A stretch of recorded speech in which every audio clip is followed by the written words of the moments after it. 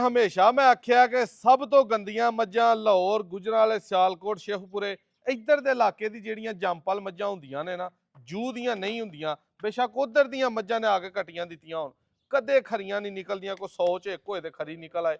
ਮੱਝ ਸਾਡੇ ਇਲਾਕਿਆਂ ਦੀ ਨਹੀਂ ਚੰਗੀ। ਗਾਂ ਸਰਗੋਧੇ ਤੋਂ ਲੈ ਕੇ ਤੇ ਚੌਂਕ ਆਜ਼ਮ ਤੱਕ ਗਾਵਾਂ ਖਰੀਦੀਆਂ ਲਿਆਂਦੀਆਂ। ਕਿਸੇ ਨੂੰ ਪਾਣੀ ਲੱਗ ਹੋ ਜਾਂਦਾ, ਕੋਈ ਲੰਗੜੀ ਹੋ ਜਾਂਦੀ ਏ, ਕਿਸੇ ਨੂੰ ਫਲਾਣਾ ਮਸਲਾ, ਕਿਸੇ ਦਾ ਮਿਹਦਾ ਬੰਦ ਏ, ਕੋਈ ਰਾਤ ਨੂੰ ਉਤਰ ਜਾਂਦੀ ਏ। ਸਿਆਲਕੋਟ ਵਰਗੀਆਂ ਗਾਵਾਂ ਮੈਂ ਕਿਤੇ ਪੂਰੇ ਪੰਜਾਬ ਦੇ ਕਿਸੇ ਜ਼ਿਲ੍ਹੇ ਦੀਆਂ ਨਹੀਂ ਵੇਖੀਆਂ। ਗਾਵਾਂ ਜਿੰਨੀਆਂ ਵੀ ਲਈਦੀਆਂ ਨੇ ਅੱਲਾ ਦੇ ਫਜ਼ਲ ਨਾਲ ਸਿਆਲਕੋਟੋਂ ਲਈਦੀਆਂ ਨੇ। ਅੱਜ ਆਪਣੇ ਬਜ਼ੁਰਗ ਨੇ ਬੜੇ ਪਿਆਰ ਵਾਲੇ ਗਾਵਾਂ ਇਹਨਾਂ ਕੋਲ ਬੜੀਆਂ ਅੱਗੇ ਵੀ ਲਈਆਂ ਨੇ, ਲੇਕਿਨ ਵੀਡੀਓ ਨਹੀਂ ਕਦੀ ਬਣਾਉਣ ਦਾ ਸ਼ਰਫ ਹੋਇਆ। ਅੱਜ 3 ਗਾਵਾਂ ਇਹਨਾਂ ਕੋਲ ਲਈਆਂ ਨੇ, ਤਿੰਨੇ ਹੀ ਗੱਭਣਾ ਨੇ। ਔਰ ਗੱਭਣ ਗਾਂ ਅਸੀਂ ਖੁਸ਼ ਹੋ ਕੇ ਲੈਂਦੇ ਹਾਂ ਤੇ ਮੱਝ ਹਮੇਸ਼ਾ ਸੂਈ, ਕਿਉਂਕਿ ਗੱਭਣ ਗਾਂ ਨੂੰ ਬੱਚਾ ਲਾਣਾ ਇੰਝ ਹੀ ਜਿਵੇਂ ਅੱਖ ਝਮਕਣਾ ਤੇ ਗਾਂ ਨੇ ਬੱਚਾ ਲੈ ਲੈਣਾ।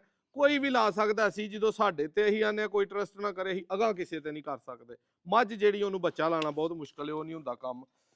3 ਗਾਵਾਂ ਲਈਆਂ ਨੇ। ਇਹ ਬਿਆਨਾ ਚਾਚਾ ਜੀ ਫੜ ਲਓ, ਬਾਕੀ ਪੈਸੇ ਇਹਨਾਂ ਨੂੰ ਅਕਾਊਂਟ 'ਚ ਆਈਆਂ ਨੇ। ਰੇਟ ਕਿੰਨੇ ਦੀ ਖਰੀਦੀ ਹੈ ਕਿੰਨੇ ਦੀ ਨਹੀਂ, ਇਹ ਬੇਸ਼ੁਮਾਰ ਵਜ੍ਹਾ ਨੇ ਇਹਦੀਆਂ ਨਾਂ ਦੱਸਣ ਦੀਆਂ, ਕਿਉਂਕਿ ਬੰਦੇ ਫਿਰ ਗਿਲਾ ਸ਼ਿਕਵਾ ਕਰਦੇ ਨੇ ਕਿ ਪਤਾ ਨਹੀਂ ਤੁਸੀਂ ਕੋ ਵਿੱਚੋਂ ਲੈਣ ਲੱਗੇ ਹੋ ਸ਼ਾਇਦ, ਜਾਂ ਘੱਟ ਦੱਸਦਾ ਜਾਂ ਵੱਧ ਦੱਸਦਾ ਜਾਂ ਕਿੰਨੇ ਦਾ ਸੌਦਾ ਹੋਇਆ।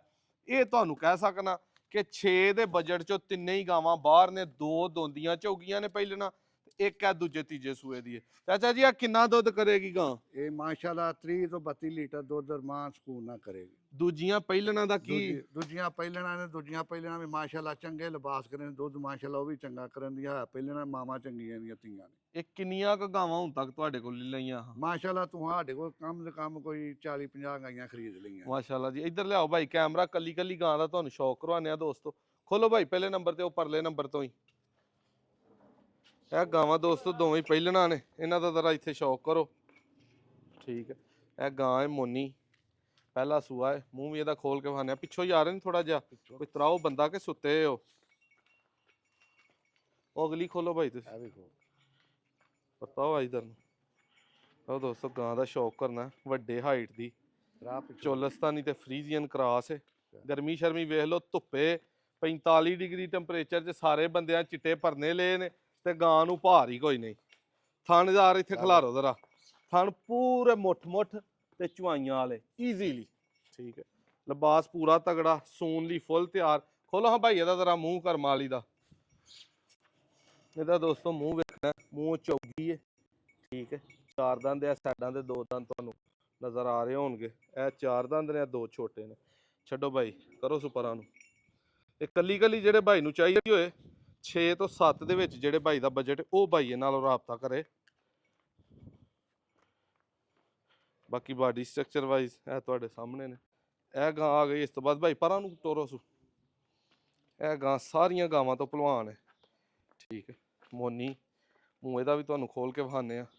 ਥਣ ਥੱਲੋਂ ਚਾਰੇ ਹੀ ਕਾਲੇ। ਭਾਈ ਇੱਥੇ ਕਰੋ ਸੂ ਜ਼ਰਾ, ਇਹਦੇ ਵੀ ਚਾਰੇ ਥਣ ਵੇਖਣੇ ਨੇ, ਮੁੱਠ ਤੇ ਈਜ਼ੀਲੀ ਆਉਣ ਵਾਲੇ। ਮੂੰਹ ਖੋਲੋ ਹਾਂ ਭਾਈ ਇਹਦਾ ਵੀ। ਗਾਵਾਂ ਨੇ ਦਰਮਿਆਨੇ ਕੱਦਾਂ ਦੀਆਂ ਵੀ ਨਹੀਂ। ਇਹ ਵੀ ਮੂੰਹ ਜੀ ਝੋਗੀ ਹੈ ਦੋਸਤੋ, ਇਹ ਗੌਰ ਨਾਲ ਵੇਖੋ, ਚੌਗੀ ਲੱਗੀ ਹੈ ਵੀ। ਦੋਵੇਂ ਚੌਗੀਆਂ ਪਹਿਲਣਾ ਵੈੜਾ। ਬੰਨੋ ਭਾਈ ਇਹਨੂੰ ਪਰਾਂ। ਉਹ ਖੋਲੋ ਭਾਈ ਅਗਲੀ ਜ਼ਰਾ। ਇਹ ਗਾਂ ਦਾ ਜ਼ਰਾ ਸ਼ੌਕ ਕਰੋ ਪੂਰੀ ਤਸੱਲੀ ਦੇ ਨਾਲ। ਸੂਣ ਲਈ ਤਿਆਰ ਨੇ ਫੁੱਲ। ਇਹ ਆ ਗਈ ਹੈ ਵੱਡੀ ਗਾਂ ਮੋਨੀ ਹੈ ਵੀ, ਗਾਲਬਨ ਦੂਸਰੇ ਤੋਂ ਤੀਸਰਾ ਇਹਦਾ ਸੂਆ ਹੋਏਗਾ। ਪਰਤਾਓ ਭਾਈ ਇੱਧਰ ਨੂੰ, ਚਲੋ ਇੱਧਰ ਨੂੰ ਪਰਤਾ ਲਿਆਓ। ਇਹ ਗਾਂ ਵਾਕਈ ਈਜ਼ੀਲੀ 25-30 ਲੀਟਰ ਤੇ ਗਰਮੀ ਦਾ ਇਹਨੂੰ ਵੀ ਨਹੀਂ ਭਾਰ। ਇਹਦੇ 'ਚ ਚੋਲਸਤਾਨੀ ਬਲੱਡ ਕਾਫੀ ਜ਼ਿਆਦਾ, ਫਰੀਜ਼ੀਅਨ ਘੱਟ ਹੈ, ਲੇਕਿਨ ਮੂੰਹ ਸਾਰਾ ਫਰੀਜ਼ੀਅਨ ਵਾਲਾ। ਚੱਡਾ ਜਿਹੜਾ ਕਰਮਾਂ ਵਾਲੀ ਪੂਰਾ ਭਲਵਾਨ ਕਰੇਗੀ। ਥਣ ਚਾਰੇ ਹੀ ਕਾਲੇ ਤੇ ਪਾਵਰਫੁਲ ਹੈ। ਚੱਡਾ ਮਤਰਾਕੇ ਦਾ ਘਰ ਛੜੇਗੀ। ਪਿਆਰਾ ਲੱਗਦਾ। ਕਰੋ ਸੁਆਗਾ। ਆ ਮੂੰਹ ਫੁੱਲ, ਕੋ ਘਸੇ ਕੁਸੇ ਨਹੀਂ। ਚਲੋ ਜੀ, ਮੂੰਹ ਬਹੁਤ ਖੂਬਸੂਰਤ ਹੈ।